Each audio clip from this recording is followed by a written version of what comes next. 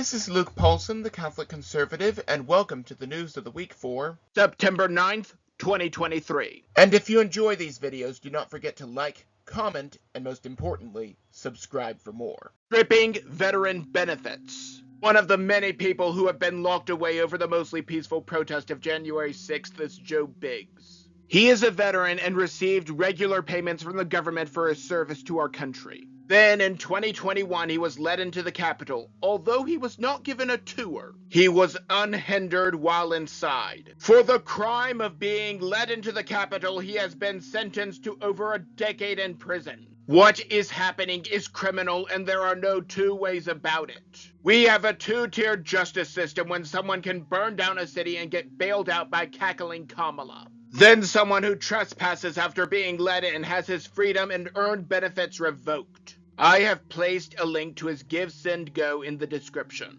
All of this is an affront to justice, and although I despise placing my trust in the hands of mortal men, Donald Trump will pardon these innocent men. Defunding her office. Fani Willis is one of the many DAs who are intent on destroying their own country for a political message, while others of her ilk are letting criminals out so that they can burn more cities to the ground. She has targeted President Trump as a persecutor. Don't you mean prosecutor? No! Some are attempting to remove her from office. But by the time that can be done, she will have already dragged President Trump's name through the mud with false charges. Others are attempting to defund her office over these charges. If her office exists solely for political persecution, it is not serving the public interest. If it is not serving the public interest, it should not be supported with public funds. However, some are saying that this violates the separation of powers. I disagree. While I do not know much about the Georgia Constitution, Congress is given the power of the purse and has the right to allocate funds. I say strip her of every penny and have George Soros fund the investigation himself.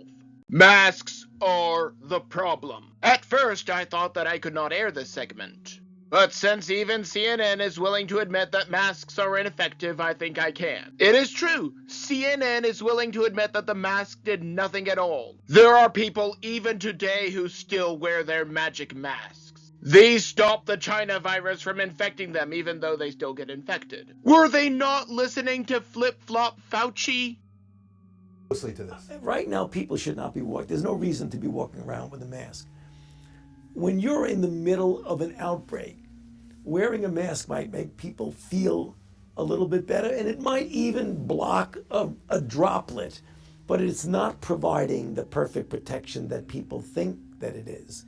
And often, there are unintended consequences. People keep fiddling with the mask and they keep touching their face. And can you get some schmutz sort of staying inside there? Of course. But when you think masks, you should think of healthcare providers needing them and people who are ill. Now new research from the NIH is coming out that the aforementioned magic masks are linked to seizures and cancer. This is not just the ordinary disposable masks that have been filling up the oceans at an alarming rate. No, I am talking about the N95 masks that were sold as the gold standard. Imagine risking cancer because you are scared of the common cold. Once again, the people who sought freedom are having the last laugh. The pink tax. Before I begin, I would like to point out that I am so happy that there are fewer items that are used in government robbery. Remember, taxation is not theft. It is robbery because it is theft with the threat of force. Moving on, Texas has removed the pink tax, or as normal people call it, the sales tax applied to certain items. This includes things such as diapers and feminine products. This started because Viagra is not taxed for the same reason that Advil or NyQuil is not taxed. Medicine is generally not taxable. However, since enough feminists got hot and bothered over this, again, less taxes is always a good thing, but the reasoning is not very sound on this one. Re-education camps. Jordan Peterson does not need to see patients anymore. His income is solely derived from public speaking engagements. He was accused of wrongthink and has been sentenced to re-education. Now, you would not even expect to see this in Canada, China, or North Korea, but not Canada. And yet here we are, and such camps will be coming to America. 'Twas never a matter of if, only when. Peterson has publicly sworn to make every aspect of the re-education as public as possible. How he is going to do this is, as of this recording, unknown. Some things are not child appropriate. Summer Boyce-Meyer was formerly a high school teacher employed in Oklahoma. In response to the school saying that certain materials that describe explicit sexual acts should not be available to children, she made materials that describe explicit sexual acts available to children. I remember that we had to get parental approval to watch just the cut version of The Green Mile. Now we have teachers sharing books that cannot even be read aloud at a school board. Naturally, the teacher eventually resigned. Now she is suing the governor over all of this. I would love to hear her read the books in question in a courtroom setting, so that everyone can see what sort of book she was offering to children. I am not in favor of banning books, but I do know that certain books are not age appropriate. If I gave a copy of a high school book on human anatomy to my 6-year-old niece, I would be put on a watch list. However, if you give NC-17 content to high school students, you are a hero. Things that everyone knew were abysmal just a decade ago are quickly becoming mainstream. Musk sues the ADL. The Anti-Defamation League spreads hate just as well as the Southern Poverty Law Center. Their goal is to control the narrative on the big tech platforms to make sure that fake news spreads even faster. Of course, they will not say it, but the proof is in the pudding. Musk has revealed that advertisers are admitting that they are leaving his platform because of pressure from the ADL. The ADL claims that Twitter is spreading hate speech and fake news. Ironic.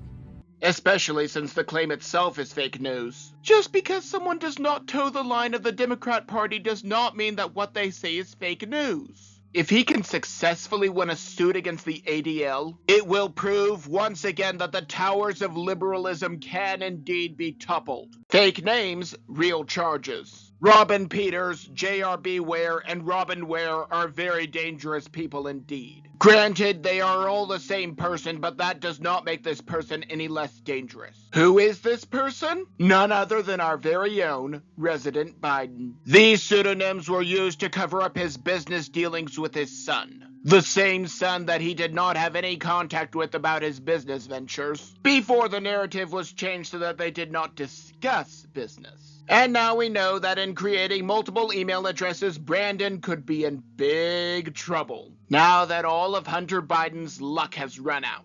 His dad wants all of the super rich to pay their taxes, but this does not apply to his son. I guess that does make sense. Richmond north of Richmond always give favoritism to their friends and family. A murderous teenager.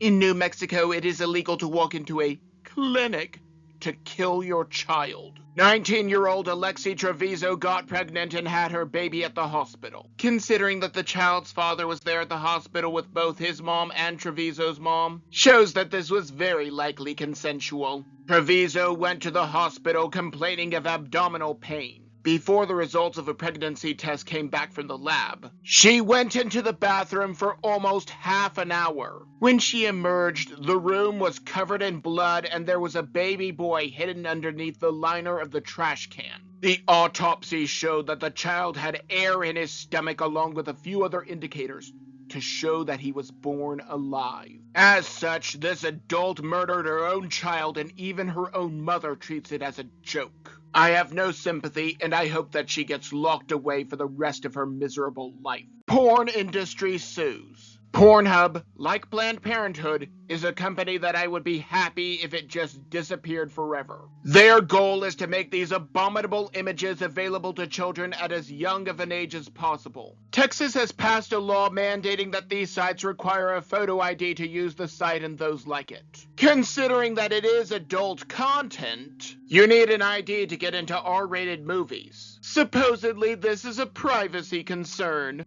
But I do not think that a company that makes money from showing everything cares about privacy. The same people who oppose this law are the same people who want children to have access to adult materials in school libraries. Maybe I'm just blowing smoke. Maybe I'm completely off my rocker, but that is just my opinion. Now don't forget to like, comment, and most importantly, subscribe for more.